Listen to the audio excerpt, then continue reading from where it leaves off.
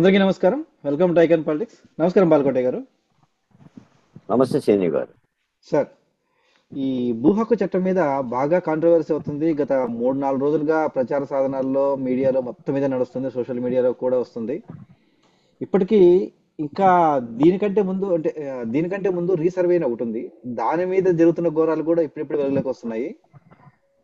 అసలు ఏంటి ఈ రీసర్వే అనేది ఎందుకు చేస్తున్నారు? అసలు రీసర్వే వాళ్ళు ఆల్రెడీ ఎప్పటి నుంచి ఇప్పుడు ఒక భూమి కొన్నవాడికి సర్వే వాడి మీద ఉంటుంది, ఆల్రెడీ సర్వే ఉంటుంది. మళ్ళీ ఇప్పుడు రీసర్వే చేయాల్సిన అవసరం ఏంటి? తర్వాత అన్నదమ్ముల మధ్య గొడవలు ఉంటాయి, అవన్నిటిని మళ్ళీ ఇప్పుడు తిరిగి తోడతారు. పక్క వారితో వివాదాలు ఉంటాయి, అవి తిరిగి తోడతారు. అసలు ఎలా చూడాలంటారు దీన్నంతా? మీ విశ్లేషణ చెప్పండి సార్, మీకున్న సమాచారం దీని మీద. శ్రేణి గారు, ధన్యవాదాలు. అక్రమంగా సంపాదించే వాడికి లేదా అన్యాక్రాంతంగా కోట్ల రూపాయలు వెనకేసుకోవాలనుకునే వాడికి, వాడి ప్రభుత్వంలో అధినేత అయినా లేదా రాజకీయ నాయకుడైనా ఎలా వస్తాయి డబ్బులు? ఏం చేస్తే వస్తాయి చెప్పండి? నేను అడుగుతున్నా మిమ్మల్ని శ్రేణి గారు. సెటిల్మెంట్లు, సెటిల్మెంట్లు అంటే పంచాయతీలు చేసుకుంటే వస్తాయి. పంచాయతీలు, అదే పంచాయతీలు చేసుకుంటే మా అయితే 1,00,000 వస్తుంది, 2,00,000 వస్తుంది, 1,00,00,000 వస్తుంది. 100 కోట్లు ఎలా వస్తాయి? కబ్జాలు. కబ్జాలు చేసుకుంటే వస్తుంది. కబ్జాలు అందరూ చేయలేరు కదా. ఆ, లీగల్ గా చేయాలి, ఉమ్, అధికారికంగా చేయాలి, చట్టపరంగా చేయాలి, చట్టపరంగా సంపాదించాలి. 1,000 కోట్లు, 100 కోట్లు ఎలా వస్తాయి? ఉమ్, మీకు ఒక మాట చెప్తున్నాను. ఉమ్, ఈ దేశంలో కానీ, సమాజంలో కానీ, మన రాష్ట్రంలో కానీ ప్రకృతి కొన్ని సంపదలను ఇచ్చింది. ఉమ్, అది ప్రకృతి సంపదలు. ఉమ్, ఇసుక, గనులు, భూమి. ఇందులో భూమి చాలా ప్రధానం. వీటినే రాజకీయ నాయకులు కానీ, ప్రభుత్వాధినేతలు కానీ 1,000 కోట్ల రూపాయలు సంపాదించడానికి అమ్మేసుకుంటుంటారు. అమ్మేసుకోవటానికి ఒక యంత్రాంగం కావాలి, ఒక పద్ధతి కావాలి. ఇప్పుడు మీ భూమిని డైరెక్ట్గా వచ్చేసి ఎట్లా అమ్ముకుంటా నేను? ఒక యాక్ట్ తేవాలి.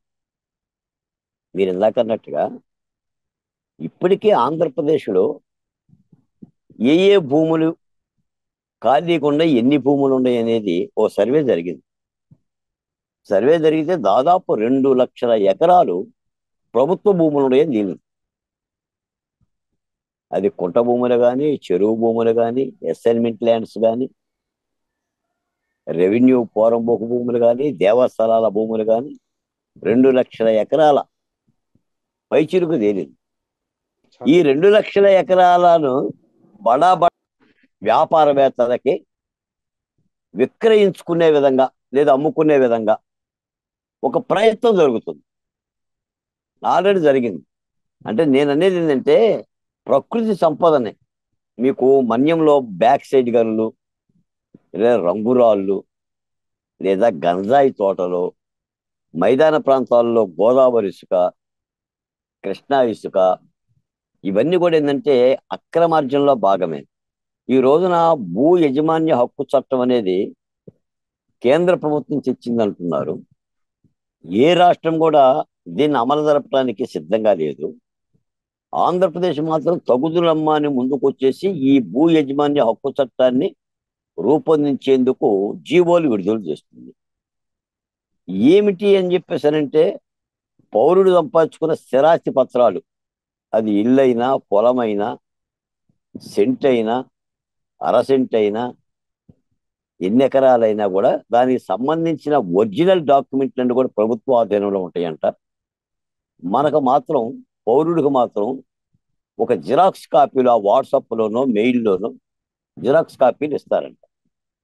అంటే ఇక్కడ ఇది చాలా పెద్ద వివాదం అవుతుంది. నేను చెప్పడం ఏంటంటే, ప్రభుత్వం ఏదో అనుకుంటుంది, ఇదేం ఆషామాషి విషయం కాదు. దూల తీరుస్తారు ప్రజలు. ఇటువంటి దుర్మార్గమైన చట్టాలు చేస్తే, బ్రిటిష్ వాడు చేసినట్టుగా నల్ల చట్టాలు చేస్తే దూల తీరుస్తారు, ముక్కుబిండి చెవులిస్తారు.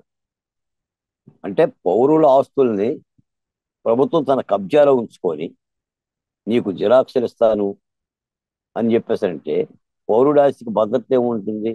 రేపు పొద్దున ఈ ఆస్తులన్నిటి మీద ఒక కార్పొరేషన్ పెట్టి, ఇప్పుడైతే ఎలా అయితే కార్పొరేషన్ పెట్టేసి అప్పులు తెచ్చాడో, అప్పుడు కూడా అప్పులు పెట్టడము, తాకట్టు పెట్టడము, విక్రయించుకోవటము చేసినా కూడా దిక్కు దశానం ఏం లేదు.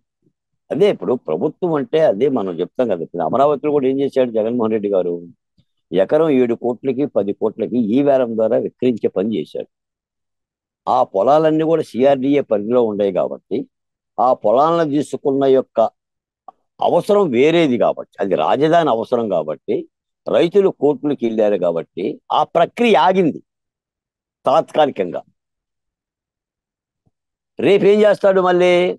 అదే చట్టాన్ని మార్చుకొని విక్రయించుకుంటాడు. అంటే ఇటువంటి పద్ధతిలో. కాబట్టి ఇప్పటికే ఆంధ్ర రాష్ట్రం కూడా భూ యజమాన్య హక్కు చట్టం కింద చాలా బొగ్గులు మండుతుంది.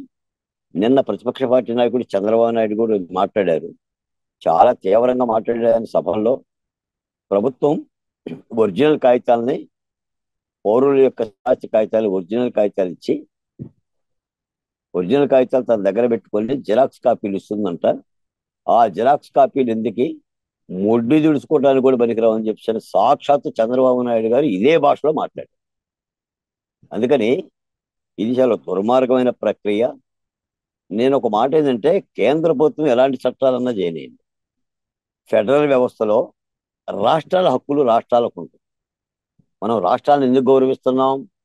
రాష్ట్ర ప్రభుత్వాలను ఎందుకు గౌరవిస్తున్నాం? ఇది ఫెడరల్ సిస్టమ్. కేంద్రం అధికారాలు కేంద్రం ఉంటే రాష్ట్ర అధికారాలు రాష్ట్రాలకు ఉంటాయి. కేంద్రం తన అధికారాలతోనే అది ఛాలెంజ్ చేస్తుంది, వినియోగించుకుంటుంది. కొన్ని సవరణలు ఎలాంటి భూ యజమాని హక్కు చట్టం తీసుకొస్తే బాగుంటుందని సూచించవచ్చు, కానీ ఆ రాష్ట్ర ప్రజల యొక్క అభిష్టము, మనోభావాలు, అక్కడున్న పరిస్థితుల దృష్ట్యా రాష్ట్ర ప్రభుత్వాలు చర్యలు తీసుకోవాలి తప్ప నీ ఇష్టానుసారంగా చర్యలు తీసుకోవడానికి వీలు లేదు. మనం ఆంధ్రప్రదేశ్ విభజనప్పుడు కూడా చూసాం. ఉమ్మడి ఆంధ్రప్రదేశ్ని కేంద్ర ప్రభుత్వం విభజించాలని అనుకుంటే ఎంతకాలం పోరాడాం రాష్ట్ర ప్రజలు. తర్వాత కింద మీద పడి దాదాపు 14 సంవత్సరాలు పోరాటం తర్వాత అన్ని రాజకీయ పార్టీల యొక్క అభిమతం వాడికి సమీక్షలు చేసి ఒక శ్రీకృష్ణ కమిటీని వేసి దాని సిఫార్సులు తీసుకొని అంతిమంగా 14 సంవత్సరాల తర్వాత కదా తెలుగు రాష్ట్రాలు రెండు విభజింపబడ్డది, తెలంగాణ గాను ఆంధ్రప్రదేశ్ గాను. సరే, విభజన ఎలా జరిగిందని తర్వాత అంశం. అంటే కేంద్రానికి లేదా అంటే, కేంద్రం చెప్పిన ప్రతిదీ కూడా రాష్ట్రాలు చేయాలని ఏం లేదు. రాష్ట్రాల హక్కులు రాష్ట్రాలకు ఉంటాయి. ఇది ఫెడరల్ సిస్టమ్. తప్పనిసరిగా మీరన్నట్టుగా జగన్మోహన్ రెడ్డి గారు లాంటి వాళ్ళు మాత్రం ఇటువంటి వ్యవహారాల్లో, ఎందుకంటే వాళ్ళు భూ బకాసురులు కాబట్టి జగన్మోహన్ రెడ్డి గారి భూములు ఎలా తినాలో తెలుసు. ఆయన అల్లిబిల్లి కంపెనీలు కానీ, ఆయన యొక్క సాక్షిలో ఉన్న దినపత్రికలో వాటాలు కానీ, లేదంటే ఆయన ఆర్థిక ఎదుగుదల కానీ అంత భూమి మీద ఆధారపడి ఉంది. సెజ్జీలు నిర్మించడం, సీని గారు పరిశ్రమ పెడుతున్నారు అంటాం, 1000 ఎకరాలు సీని గారికి ఇవ్వటం. సీని గారు బోర్డు పెడతాడు, 6 నెలలు ఉంటాడు, ఆ తర్వాత ఆ బోర్డు ఉండదు. దాన్ని తక్కువ ధర చేసి సీని గారికి అమ్ముకోవటం. అదేమంటే మేము పరిశ్రమల కోసం ఇచ్చాము అని అంటాం. సాధారణంగా ఏంటంటే, రాష్ట్రాలకు సంబంధించిన భూములు, ఈ పోరంబోకులు లేదా ఈ దేవాదాయ భూములు ఇవన్నీ కూడా అంటే భూములే నిరుపేదలకు ఇవ్వాలనేది గత ప్రభుత్వాలు ఆ దిశగా ఆలోచనలు చేసాయి. ఇప్పుడు ఉన్న ప్రభుత్వాలు ఏంటంటే పేదలకు ఇవ్వడం కాకపోకుండా వాళ్ళే పంచపక్ష పరమాన్నాలుగా భుజించే ప్రక్రియ చేస్తున్నారు. తప్పనిసరిగా భూ యజమాన్య హక్కు చట్టం గురించి ఇప్పటికే చర్చ జరుగుతుంది. అయినా కూడా దీని మీద రాష్ట్ర ప్రభుత్వ అధికారులు కానీ, లేదంటే ప్రభుత్వ అధినేతలు కానీ వంకర టింకర మాటలేదో మాట్లాడుతున్నారు. ఏదైనా కూడా నష్టం ఏంటో అర్థం కాకుండా ఉండదు. ఇప్పుడు మంచిని ప్రోత్సహిస్తాం తప్ప చెడుని ఎందుకు ప్రోత్సహిస్తాం? ఎవడు ప్రోత్సహిస్తారు? పంపించింది చాలా ప్రమాదకరమైన యాక్టు ఈ భూ యజమాన్య హక్కు చట్టం అని. అంటే హక్కు పేరు మీద పౌరుల హక్కుల్ని సృజించడమే చేస్తుంది. కాబట్టి అక్రమ సంపాదన కోసం, రాష్ట్రాన్ని దోచుకోవడం కోసం కొన్ని చట్టాలు చేయటం, ఆ చట్టాల పేరు మీద ప్రజలను వంచడం, దాని మీద పోలీసు బలగం ప్రయోగించటం, ఆ విధమైన భూముల్ని కబ్జా చేయటం అనేది జరుగుతుంది. తప్పనిసరిగా రాష్ట్రంలో పౌరులందరూ దీన్ని వ్యతిరేకించి తీరుతారు. నాకు తెలిసి రానున్న కాలంలో ఈ హక్కు చట్టాల మీద పెద్ద ఎత్తున రాష్ట్ర వ్యాప్తంగా ఉద్యమాలు జరుగుతాయి. ఒక అమరావతి ఉద్యమం జరిగినట్టుగా, ఒక విశాఖ ఉక్కు కార్మికుల ఉద్యమం జరిగినట్టుగా, ప్రత్యేక హోదా ఉద్యమం జరిగినట్టుగా ఇది కూడా చాలా ప్రమాదకరమైన ధోరణి. ఇది ప్రమాదకరమైన ధోరణి. ప్రజల యొక్క స్థిరాస్తి హక్కుల్ని కబ్జా చేసే పద్ధతి. తప్పనిసరిగా రాష్ట్ర ప్రభుత్వం దీన్ని వెనక్కి తీసుకోవాలి. ఇలాంటి ప్రభుత్వాలు ప్రతిపక్ష పార్టీ అయితే, ఎన్డీఏ కూటమి అయితే చంద్రబాబు నాయుడు గారికి ముందుగానే చెప్పాడు, రేపు పొద్దున మేము అధికారంలో రాగానే ఇలాంటి యొక్క నల్ల చట్టాలు తీసుకురామని. ఇలా చించేశాడు. తప్పనిసరిగా ఈ దుర్మార్గాన్ని మాత్రం ఎట్టి పరిస్థితుల్లో ఉపేక్షించాం. ఉపేక్షించం. ప్రభుత్వం ఏది చేస్తానన్నా కూడా ఎట్ట కుదురుతుంది శ్రీని గారు మనలో మాట. ఇప్పుడు మీకు మాట చెప్తా, నేను విశాఖపట్నం పోతానన్నాడు ముఖ్యమంత్రి గారు. ఏదో పండగ పోతా, పబ్బానికి పోతా, సంక్రాంతి పోతా, ఉగాది పోతా, క్రిస్మస్కి పోతా అన్నాడు. సోమవారం పోతా, మంగళవారం పోతా, బుధవారం పోతా అన్నాడు. పోయాడా? పోనిచ్చామా? వెళ్ళగలడా? ప్రజాస్వామ్యం శ్రీని గారికి నీకు ఎంతవరకు అవకాశం ఉంటే అంతవరకు ఉంటుంది తప్ప ప్రజాస్వామ్యంలో వ్యవస్థలు ఉండవు. ఒక వ్యవస్థ కాబట్టి ఒక వ్యవస్థని మాట్లాడుతుందని చెప్పి శ్రీని గారు మాట్లాడట్లేదా? జగన్మోహన్ రెడ్డి గారు తోప అని మాట్లాడుతున్నామా? ఎందుకు మాట్లాడుతున్నాము? భావ ప్రకటన స్వేచ్ఛ ఉంది కాబట్టి, ఆర్టికల్ 19 ఉంది కాబట్టి, రాజ్యాంగం ఉంది. మనం ఎవరినైనా మాట్లాడే హక్కు ఉంది. ప్రభుత్వం చేసే చట్టాలను విమర్శించే హక్కు ఉంది. ప్రజలు మాట్లాడతారు, మీడియా మాట్లాడుతుంది, మేధావులు మాట్లాడతారు, న్యాయస్థానాల్లో ఛాలెంజ్ చేస్తారు. ఇంత ప్రక్రియ ఉంటుంది. అంతే తప్ప నేను ఏదో ముఖ్యమంత్రిని అయిపోయాను, ఇక నేను ఎటు పోయినా కూడా నా చెల్లుబాటు అవుతుంది, కొండ మీదకు పోతా, లేకపోతే కొండ కింద ఉంటా, మళ్ళీ కొండ మీదకు పోతా, మళ్ళీ కొండ కింద ఉంటా అని అంటే కుదరదు. ఇది ఇది ఒక జాగిరి కాదు రాష్ట్రాలు. కాకపోతే అంటే కొన్ని చోట్ల జగన్మోహన్ రెడ్డి గారి అంటూ పరిపాలకుడు వినడు కాబట్టి, మొండోడు కాబట్టి కొద్దిగా వికృతంగా ఉంటుంది. ఆ రక్షణ వ్యవస్థను పెట్టుకొని ప్రజలను ఇబ్బంది పెట్టడం, రాచి రంపాన పెట్టడం అనేది ఉంటుంది.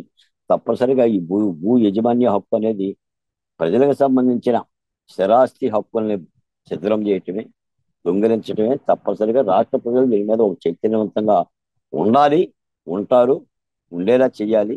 ఇటువంటి నల్ల చట్టాలు మాత్రం తిరస్కరించాల్సిన అవసరం ఉంది. మంచి చట్టాలను ఆమోదిస్తారు తప్ప ఇంకా ఇటువంటి అంటే తప్పుడు పేర్ల మీద ఏదో మంచి చేస్తున్నామని వాళ్ళు చెప్తున్నారు. మీరు విన్నారో లేదో, కొన్ని దశాబ్దాలుగా కోర్టుల్లో ఎవరి భూమో ఏంటని కూడా తెలియకుండా వివాదాలు ఉన్నాయి. ఈ చట్టం ద్వారా ఏంటంటే అలాంటి వివాదాలకు ఏమీ ఉండవు అని చెప్పేసి అని చెప్తున్నారు. ఇది అంటే హక్కు పత్రాలు మీ దగ్గర ఉంచుకోమనే అంతే కదండి. చట్టం తీసుకురండి. హక్కు పత్రాలు మీ దగ్గర ఉంటే కోర్టు వివాదాలు రక్షింపబడతాయి అని.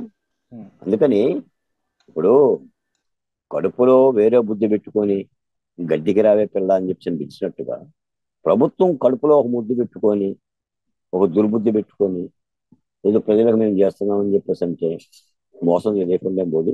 తప్పనిసరిగా రాష్ట్ర ప్రజలు దీన్ని తిరస్కరించి చేస్తారు. ధన్యవాదాలు బాలకోటి గారు. ఖచ్చితంగా ఈ విషయాన్ని ప్రజలు ఖచ్చితంగా గుర్తుపెట్టుకోవాలని చెప్పేసి, దాని ఓట్లకి అంటే ఓటు వేసేటప్పుడు గుర్తుపెట్టుకుని ఓటు వేయాలని చెప్పేసి, నోటు బలానికి లొంగకుండా ఆలోచించి ఓటు వేయాలని ఆశిద్దామని. ధన్యవాదాలు సార్.